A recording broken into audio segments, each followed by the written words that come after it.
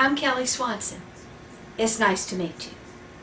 I'm an award-winning storyteller, comedian, motivational speaker, and author of the book, Who Hijacked My Fairy Tale? How to Hang On to Humor When Life Doesn't Go the Way You Planned.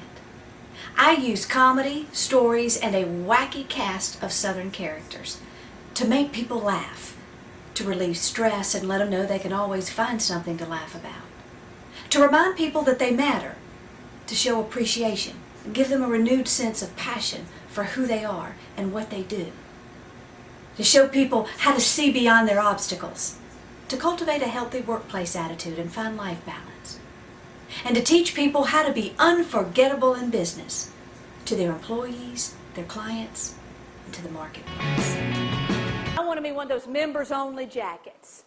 Probably not going to know that, but members-only had a little tag on it that actually said members-only on it. Not the Sears version that said, we all belong.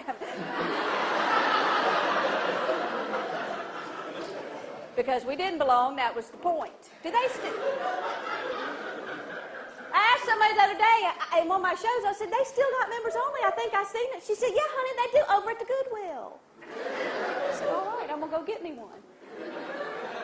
I remember I wanted me a Corvette with leopard print seat covers and a coconut air freshener. But did I get it? No. I got my Uncle Nestor's hand-me-down Dodge Dart. Smelled like feet. The bumper was hanging off. It was held on by duct tape. It had a sticker on it that said, start a movement, eat a prune.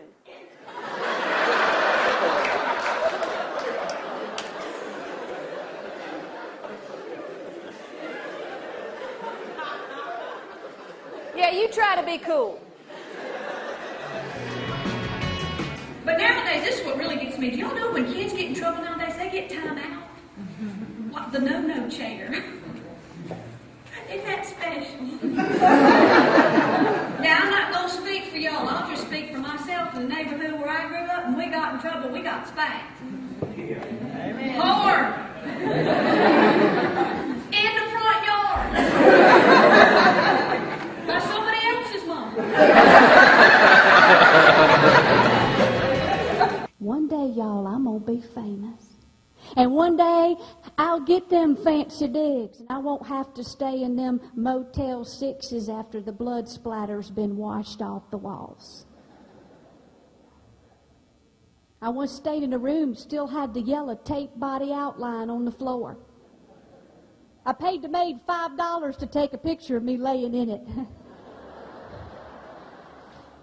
I sent it home to my mama with a note saying, won't be home for Christmas. She didn't think it was very funny. So why are so many people miserable? Burned out, stressed, wearing all these hats, feeling like none of them fit, trying to do it all, and some of us feeling like we still don't measure up. Whatever happened to that fairy tale we were promised as children? Now, I don't have anything against fairy tales, y'all, or charming princess, or the pursuit of happiness. I have a problem teaching our children that life entitles them to a happily ever after. Because simply put, it doesn't exist.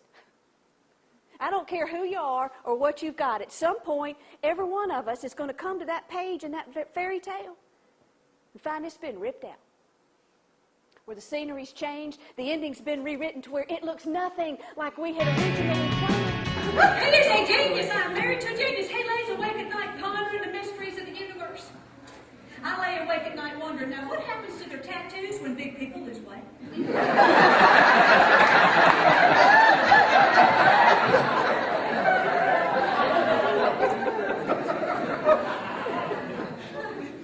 We're at that point of happily ever after. They never tell you about it in those fairy tales, that next chapter.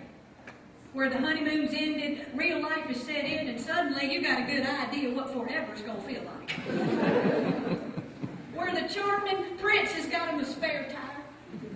The princess has developed anger issues.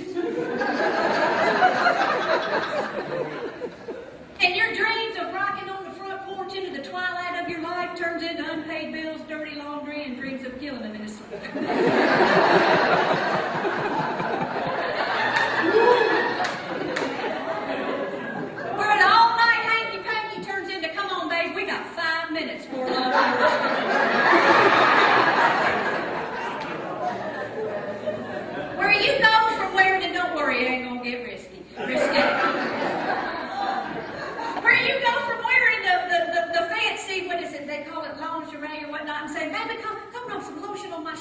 said, "Come here, babe, you gotta look what's growing in between my toes."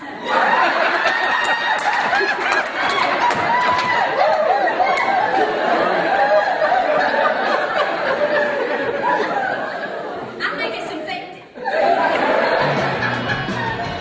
Remember Aunt Bitsy? And that year that she got all caught up in the preachings of this highfalutin head doctor. You see, he'd come traveling through town giving this lecture on conquering your fears. Well, Aunt Bitsy decided it was high time she did some fair conquering of her own. Starting with her fear of wearing a bikini. Apparently, Miss Bitsy was afraid of putting on one of them two-piece bathing suits in public. And the way we saw it, that woman had every reason to be afraid. She didn't walk hunched over either. That woman marched. She marched with her head held high. She marched right past Ray Jean's diner in that big bay window where all them forks sat frozen in midair. She marched right past the local high school where her son Donald, third row trumpet, was having band practice. And we don't need to talk about how his day was turning out. You see, she was on a mission. And the way she saw it, y'all, she was paving the way for all women to come after her. And her vision was grand, but I ain't so sure she accomplished her goal. Because in all the chaos and the activity of the day, well, Aunt Bitsy never realized the full implications in purchasing something known to most folks as one of them thong bikinis. She thought thong just meant it's made somewhere in China or something. I just believe it's my calling to be there in those moments for people, like I said, when the dream doesn't go the way they thought it would. And to help them get back up. You know, you see, I think life is like a Rocky movie. Go to any one of the Rocky movies. Go to the scene where it's all come down to this one big fight. And Rocky, bless his heart, he's been pummeled and his face is sweaty and swollen. He's like, "Yo, Adrian!"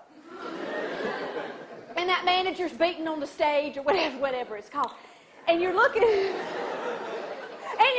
your hero and he's got one knee up and he's got one knee down and he's hovering. And you're thinking to yourself, he's not going to get back up.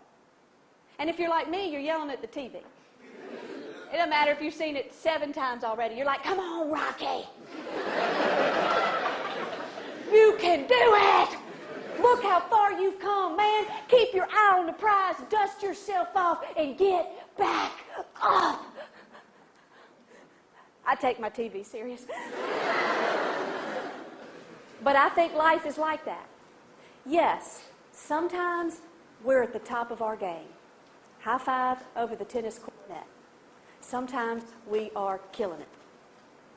But there are other times, and more times than not, when we're hovering. And if it's not you, maybe that person beside you. Or that person walking into the door of your gym who's hovering. Who's got one knee up and one knee down, and they're thinking, how many times do I have to be hit before I just can't get back up?